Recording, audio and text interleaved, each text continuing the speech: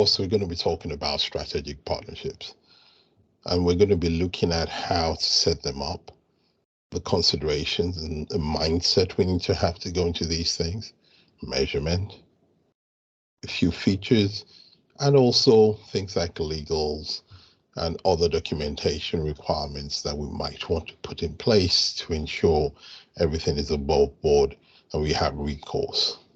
We're also going to be looking at a few examples of successful partnerships that we can leverage on. So strategic partnerships and collaboration generally cover a wide range of things, and we'll try and look at a few of them in this course. So you can take the concepts and go away and adapt them to your business, to your sector, to your specific needs, and be able to achieve those objectives that you set out to achieve.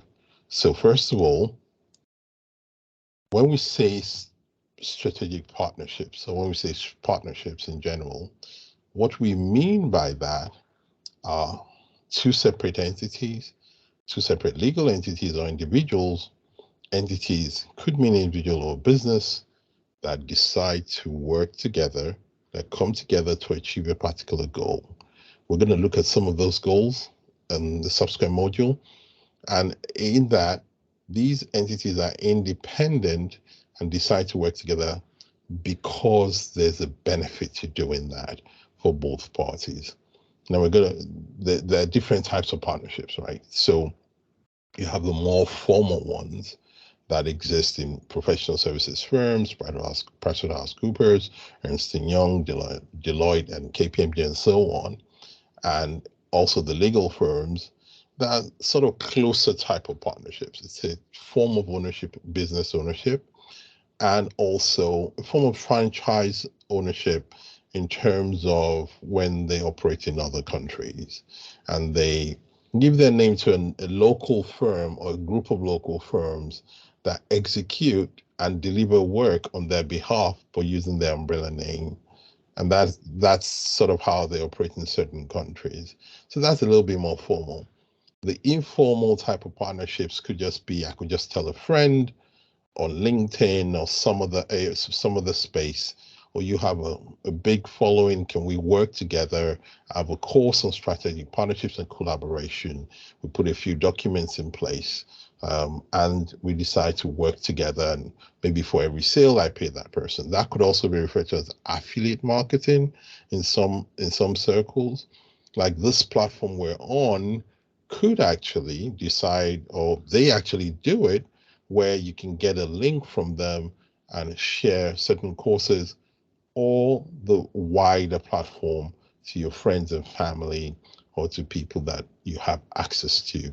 And so associates are also people that you work with that refer business to you and the other way around. And sometimes these partnerships are integrated, these collaborations are within a business, or they work together as a connected group of companies. And sometimes they're just joint ventures. So two separate entities come together. We also have the collectives these days where you have 5, 10 people like the Sidemen. They're this online group of influencers who come together and work together. They have one approach for certain things, but they can still all go out differently and do their own thing. They recently signed an agreement with, for instance, with Revolut, one of the online virtual neobanks. And what they collectively are doing is they're issuing cards and pushing and marketing this bank collectively, effectively. So there are different levels of partnerships. At least that's one thing we need to go into this course understanding. This course will cover a concept that you can apply to different bits. You still need to dig a little deeper as you go, depending on which one of these you want to be party to. And some of them have certain benefits and disadvantages, now depending on how you want to go.